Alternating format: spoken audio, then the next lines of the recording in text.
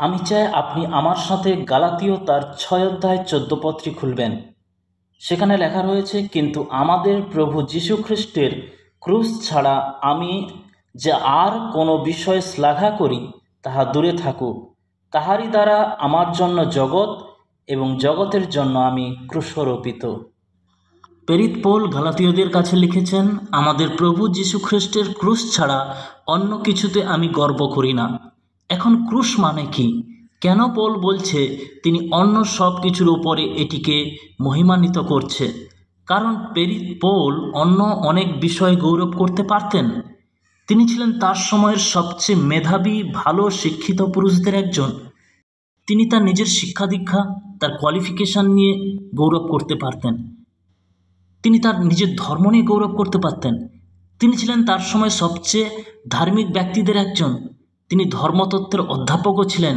তার গুরু ছিল গামালিয়েল, তার অধীনে তিনি পড়াশোনা করেছেন। তিনি তার রোমান নাগরিকত্ব নিয়ে গৌরব করতে পারতেন। কিন্তু তিনি সব কিছুকে বাদ দিয়ে যিশুর ক্রুশকে নিয়ে তিনি গৌরব করছেন, তিনি অহংকার করছেন, তিনি গর্ব করছেন। কেন তিনি ক্রুশকে নির্বাচন করেছেন? কেন তিনি ক্রুশকে মহিমা দিচ্ছেন? আর যদি যিশুকে নিয়ে গর্ব করতে হয়, তাহলে তিনি যিশুর জন্ম নিয়ে গর্ব করতে পারতেন। তিনি কুমারীর গর্ভে জন্মগ্রহণ করেছিলেন। যিশু একজন মহান পুরুষ, জ্ঞানী শিক্ষক, সেটা নিয়ে তিনি গর্ব করতে পারতেন। তিনি যিশুর পুনরুত্থান নিয়ে গর্ববোধ করতে পারতেন, কারণ ইতিহাসের আর অন্য কেউ নেই যে কবরকে অর্থাৎ মৃত্যুকে জিতেছে। কিন্তু সব কিছু বাদ দিয়ে তিনি যিশুর ক্রুশকে নিয়ে গৌরব করছেন, অহংকার করছেন। আর যেই সময়ে তিনি এই ক্রুশকে নিয়ে গর্ব করছেন, সেই সময় সেই পিরিয়ডে ক্রুশকে একটা নিন্দার পাত্র হিসাবে বিবেচনা করা হতো। কারণ অপরাধীদেরকে, জঘন্য অপরাধীদেরকে এই ক্রুশে সাজা দেওয়া হতো। আপনি জানবেন, পিলাতের বিচারের পর যিশুকে চাবুক মারা হলো, তারপরে তার কাঁধে একটা ভারী ক্রুশ চাপিয়ে দেওয়া হয়েছিল। আর সারা জেরুজালেমবাসী সেই গলগথা পর্যন্ত রাস্তার দুপাশে দাঁড়িয়েছিল, যিশুকে নিন্দা করছিল, তাচ্ছিল্য করছিল, অপমান করছিল। অনেক সৈন্যরা তাকে থুতু দিচ্ছিল, তাকে নিয়ে ঠাট্টা করছিল। আর যিশুর শরীর দুর্বল হয়ে যাচ্ছিল, কারণ তার শরীর থেকে রক্ত বেরিয়ে পড়ছিল। আর তাই তিনি বারবার মাটিতে লুটিয়ে পড়লেন।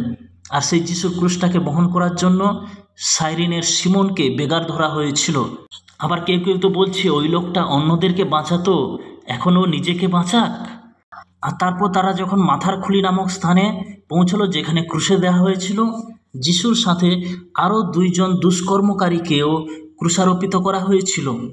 যিশুর দুই পাশে যে 2 জন দুষ্কর্মকারী ছিল, তারা যিশুকে নিয়ে ঠাট্টা করছিল। একজন বলছে, তুমি নিজে বাঁচো, আমাদেরকেও বাঁচাও। তো আরেকজন বলছে, তুমি নাকি অন্যদেরকে বাঁচাতে, রক্ষা করতে, এখন তুমি নিজেকেও বাঁচাও। শেষমেশ একজন অধর্মচারী সে পরিবর্তন হলো, অনুতাপ করলো এবং যিশুকে নিবেদন করলো যে, প্রভু, যেদিন তুমি তোমার রাজ্যে আসবে আমাকে স্মরণ করবে। আর যিশু তার দিকে তাকিয়ে তাকে প্রতিশ্রুতি দিয়েছিল, তুমি আজ আমার সাথে পরম দেশ চাইবে। 2টি চোর ছিল, দুজনেই চোর, খুনি। কিন্তু মারা যাওয়ার আগে অনেক মানুষ প্রশ্ন করে, আমার ভবিষ্যতে কি কোনো আশা আছে? খ্রিস্ট কি আমাকে বাঁচাতে পারেন? খ্রিস্ট কি আমাকে ক্ষমা করতে পারেন? ব্যভিচার, মাদকাসক্ত, ডাকাতি, খুন, অনেকেই চিঠি লেখে এবং এই প্রশ্ন করে, আমার কি ভবিষ্যৎ জীবনে কোনো আশা আছে? আমি কি ক্ষমা পাব? আজ আমি ক্রুশের প্রয়োজনীয়তা বা গুরুত্ব নিয়ে কথা বলবো। আর আমার প্রথম পয়েন্ট, যে কারণের জন্য সাধু পৌল তিনি ক্রুশকে নিয়ে গৌরব করছেন, সেটি হলো ক্রুশ আমাদের পাপের গভীরতা দেখায়। যখন আমি ক্রুশের দিকে তাকাই, তখন আমি নিজেকে একজন পাপী হিসাবে দেখি, কারণ যিশু আমার পাপ বহন করেছিলেন। আমরা পাপের কথা বলি, কিন্তু যতক্ষণ আমরা ক্রুশের দিকে তাকাই, আমরা জানতে পারি না কিভাবে পাপ ঈশ্বরকে অসন্তুষ্ট করে। পাপ যদি একটা সাধারণ কিছু বিষয় হতো, তাহলে তিনি তার পুত্রকে সেই সমস্ত যন্ত্রণা ও কষ্টের মধ্য দিয়ে যেতে দিতেন না। কিন্তু পাপ ঈশ্বরের দৃষ্টিতে একটি ভয়ানক জিনিস। এটা আত্মাকে ধ্বংস করে, এটা বিবেককে ধ্বংস করে, এটা মন মস্তিষ্ককে ধ্বংস করে, এটা দেশকে ধ্বংস করে, সর্বোপরি এটা পৃথিবীকে ধ্বংস করে দেয়। আপনি জিজ্ঞেস করবেন, পাপ কি? পবিত্র বাইবেলে আপনি নতুন নিয়মে দেখুন, পাপের অর্থ অনেকবার প্রকাশ করা হয়েছে। এটার মানে সোজা ভাষায় মিসিং দ্য মার্ক। প্রথম জন 5:17 বলে, সমস্ত অধর্মই পাপ। পাপ হলো ঈশ্বরের মানদণ্ড অনুযায়ী জীবনযাপন না করা। কেবলমাত্র একজন ব্যক্তি সর্বদা ঈশ্বরের মান অনুযায়ী বেঁচেছিলেন, আর তিনি হলেন প্রভু যীশু খ্রিস্ট। একটি হীরা খালি চোখে নিখুঁত হতে পারে, কিন্তু একজন বিশেষজ্ঞ জুয়েলারের কাছে এর ত্রুটি ধরা পড়ে। সবাই পাপ করেছে এবং ঈশ্বরের মহিমা থেকে বঞ্চিত হয়েছে। আপনি এবং আমরা সবাই পাপী। আমরা ঈশ্বর দত্ত বিধান লঙ্ঘন করেছি। পাপ হলো ঈশ্বরের আইন লঙ্ঘন। কোন আইন? আপনি যখন আপনার বিবেকের বিরুদ্ধে যান, এটি একটি পাপ। ঈশ্বর মসির মধ্য দিয়ে দোষাজ্ঞা দিয়েছেন, মূর্তি পূজা করবে না। তারপর বলছেন পিতামাতাকে সম্মান করো। আমাদের যেভাবে আমাদের মা বাবাকে সম্মান করা উচিত, আমরা সেভাবে করি না। আমাদের সারা জীবন বাবা মাকে সম্মান করা উচিত, কিন্তু আমরা তা করি না। তারপর চুরি, প্রতারণা, তুমি চুরি করবে না। আজকের দিনে চুরি করা হয়ে গেছে ধনী হওয়ার প্রধান উপায়। যারা সুযোগ পাচ্ছে কেউ ছাড়ছে না। তারপর আছে ব্যভিচার। শাস্ত্র বলছে তুমি ব্যভিচার করবে না।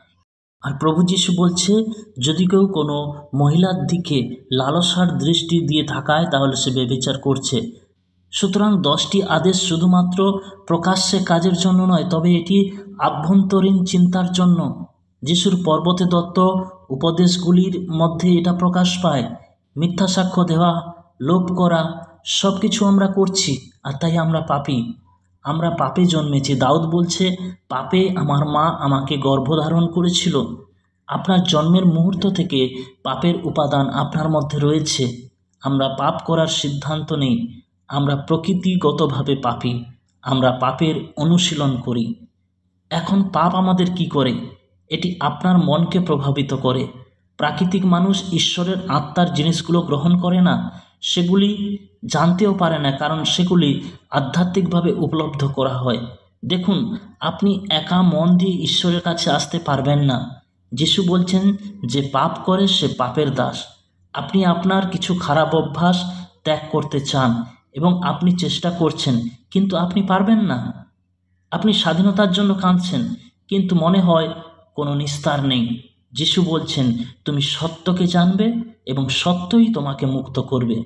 আর সেই সত্য হলো আমি। তিনি আমাদেরকে মুক্ত করতে পারেন। ব্যাঙের গল্পটা তাহলে আপনাদেরকে বলি। আপনি একটি ব্যাঙকে গরম জলে রাখুন, সে লাফিয়ে বেরিয়ে আসবে। আর এটিকে আপনি ঠান্ডা জলে রাখুন এবং ধীরে ধীরে সেই ঠান্ডা জলটিকে গরম করুন। সে ভাজা হয়ে যাবে, কিন্তু সে সেখান থেকে বেরোবে না। আর পাপও তাই। এবং তারপর পাপের এই রোগের জন্য শাস্তি আছে। শাস্ত্র বলছে পাপের বেতন হলো মৃত্যু। এখন এটা হলো আধ্যাত্মিক মৃত্যু এবং শারীরিক মৃত্যু। যখন আমি ক্রুশের দিকে তাকাই, এটি আমাকে বলে তুমি একজন পাপী। একেই বলে ক্রুশ। প্রভু ঈশ্বর আমাদের সকলের অন্যায় তার উপর চাপিয়ে দিয়েছেন, যিনি নিজের শরীরে গাছে আমাদের পাপ বহন করছেন। যখন খ্রিস্ট সেই ক্রুশে মারা গিয়েছিল, তিনি আপনার পাপ বহন করেছিলেন। আপনি যা কিছু করেছেন, আমি যা কিছু করেছি, তার জন্য তিনি দোষী হয়েছেন। যিশু পাপের জন্য দোষী ছিলেন। সে কখনোই পাপ জানতো না, কারণ কখনো তিনি খারাপ কাজ করেননি। সে কখনো অনৈতিক কাজ করেনি, এটা নিয়ে সে কখনো ভাবেনি। কিন্তু সেই ক্রুশে তিনি আমাদের সমস্ত পাপের জন্য দোষী হয়েছিলেন। যেহেতু তিনি আমাদের জন্য অপরাধী হয়েছিলেন এবং আমাদের পাপ গ্রহণ করেছিলেন, তাই এখন ঈশ্বর আপনাকে বলছে আমি তোমাকে ক্ষমা করেছি। আমি তোমাকে ক্ষমা করেছি এবং তোমার পাপ আর কখনো স্মরণ করব না। এরপর দ্বিতীয়, পৌল ক্রুশকে নিয়ে গর্ব করেছিলেন, কারণ এটি ঈশ্বরের প্রেমকে দর্শায়। ক্রুশ থেকে ঈশ্বর বলছেন আমি তোমাকে ভালোবাসি, আমি তোমাকে ভালোবাসি। তিনি আমাদের প্রতি তার ভালোবাসা প্রদান করেছেন। আমরা যখন পাপী ছিলাম, তখন খ্রিস্ট আমাদের জন্য মারা গিয়েছিলেন। আমাদের জন্য তার দেওয়া সবচেয়ে বড় উপহার। ঈশ্বরের ভালোবাসা বোঝা আমাদের পক্ষে কঠিন। কত গভীর, কত উঁচু, কত চওড়া, এর কোনো শেষ নেই। এটিকে জেরেমিয়া বলেছেন একটি চিরস্থায়ী প্রেম। কোনো শুরু নেই। ঈশ্বরের ভালোবাসার কোনো শেষ নেই। তিনি তার ভালোবাসা বর্ণনা করার জন্য একটি বিশেষ শব্দ ব্যবহার করেন। আপনি এবং আমি কখনোই জানি না যতক্ষণ না আমরা খ্রিস্টের কাছে আসি। আপনি যখন খ্রিস্টের কাছে আসেন এবং সম্পূর্ণরূপে তার কাছে আত্মসমর্পণ করেন, তখন সেই ভালোবাসা আপনার হতে পারে। এটি আপনার জীবনে এমন কিছু করবে যা আপনি কল্পনা করতে পারবেন না, কারণ তিনি আপনাকে সেই ক্ষমতা দেন। আর তার দরুন আপনি যাকে ঘৃণা করতেন, যাকে সইতে পারতেন না, তাকেও আপনি ভালোবাসা শুরু করেন। আর এটা সম্ভব হয় কেবলমাত্র যিশুর ক্রুশ দ্বারা। তারপর তৃতীয় যে কারণের জন্য পৌল ক্রুশের মহিমা করেছেন, সেটি হলো ক্রুশ আমাদের পরিত্রাণের উপায়। ক্রুশ পরিত্রাণের একমাত্র উপায়। বাইবেল বলে একটি উপায় আছে যা সঠিক বলে মনে হয় আপনার দৃষ্টিতে, আমার দৃষ্টিতে, কিন্তু তার শেষটা খুব ভয়ঙ্কর। তার পরিণতি হলো মৃত্যু। এমন অনেক পথ আছে যে আমাদের মনে হবে আমরা এই রাস্তায় যাব। অনেক রাস্তা আছে আমাদেরকে পরিত্রাণের আশ্বাস দেয়, শান্তির আশ্বাস দেয়, কিন্তু সেগুলি কোনোটিই কাজ করে না। আর কোনো পথ নেই, ক্রুশের পথ ছাড়া আর কোনো পথ নেই। তাই যিশু বলছে, আমি পথ, সত্য আর জীবন। আমা দিয়ে না এলে কেউ পিতার কাছে পৌঁছাতে পারে না। বাইবেল বলে যারা আমাকে প্রভু প্রভু বলে তারা যে স্বর্গরাজ্যে যাবে এমন নয়, কিন্তু যে আমার স্বর্গস্থ পিতার ইচ্ছা পালন করে সেই। এমন অনেক লোক আছে যারা বলবে, প্রভু আমি এটা করেছি, আমি সেটা করেছি, আমি অন্যটা করেছি, আমি একজন ভালো মানুষ ছিলাম, আমি এত দান করেছি ইত্যাদি। সে বলবে আমি তোমাকে চিনি না, কারণ আপনি ঈশ্বরের নির্দেশিত পথে চলেননি। আর সেই পথ হলো ক্রুশের পথ।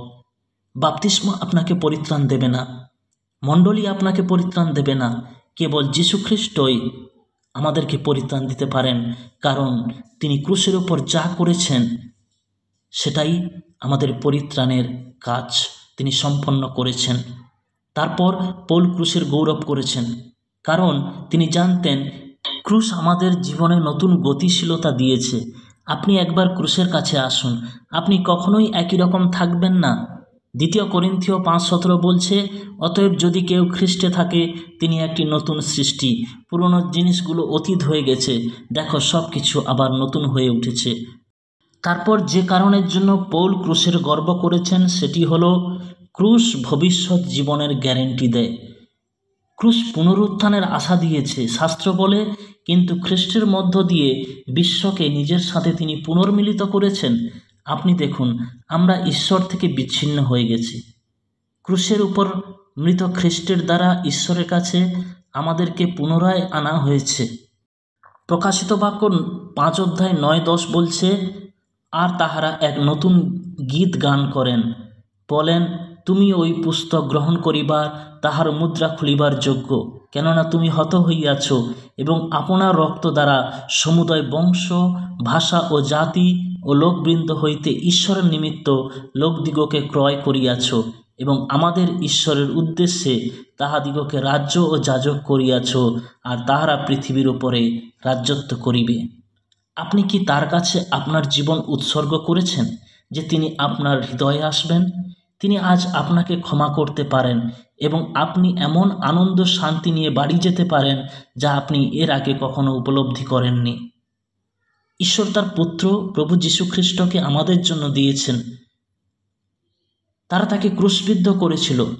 তিনি আপনার জন্য, আমার জন্য ক্রুশে মারা গেছেন। এবং যখন আমরা আমাদের হৃদয় ও আমাদের জীবন তার কাছে সমর্পণ করি এবং তাকে অনুসরণ করি এবং তার সেবা করি, তখন তিনি আমাদেরকে তার পরিবারে গ্রহণ করেন এবং আমাদেরকে ঈশ্বরের সন্তান হওয়ার অধিকার দেয়। ক্রুশের উপরে তিনি চিৎকার করে বলেছিলেন, ঈশ্বর আমার, তুমি আমাকে কেন পরিত্যাগ করেছ? সেই রহস্যময় মুহূর্ত যা আমাদের মধ্যে কেউ বুঝতে পারবে না, কোনো ধর্মতত্ত্ববিদ ব্যাখ্যা করতে পারবে না। ঈশ্বর আমাদের সকলের পাপ তাহার উপর চাপিয়ে দিলেন এবং এখন সেই কারণে তিনি আমাদের ক্ষমা করতে পারেন এবং আমাদের দত্তক নিতে পারেন এবং আমরা সত্যিকারে ঈশ্বরের সন্তান হয়ে উঠতে পারি। পৌল ক্রুশের গর্ব করেছেন কারণ ক্রুশ শয়তানের শক্তিকে খর্ব করেছে। 1 যোহন 3:8 বলে, যে পাপ আচরণ করে সে দিয়াবলের, কেননা দিয়াবল আদি হইতে পাপ করিতেছে। ঈশ্বরের পুত্র এই জন্য প্রকাশিত হইলেন যেন দিয়াবলের কার্য সকল লোপ করেন। ঈশ্বর নিজ পুত্রকে ক্রুশে দেওয়ার মাধ্যমে শয়তানের সকল ক্ষমতা ও কর্তৃত্ব থেকে আমাদের মুক্ত করেছেন এবং বিজয় লাভ করেছেন। কলসীয় 2:15 ক্রুশ হলো সেই কেন্দ্রবিন্দু যেখানে আমরা ঈশ্বরের সাথে পুনর্মিলিত হই, আমরা নতুন জীবন লাভ করি এবং অনন্ত জীবনের আশা পাই ও আমাদের নিরাময় হয়। As you can see, many hundreds are responding to the invitation of Mr. Graham to make Jesus Christ the Lord of their life. You too can make that same decision. There's a phone number on your screen right now that you can call. It's your number for spiritual help and counseling. Make that call now. Special friends are standing by waiting to talk with you.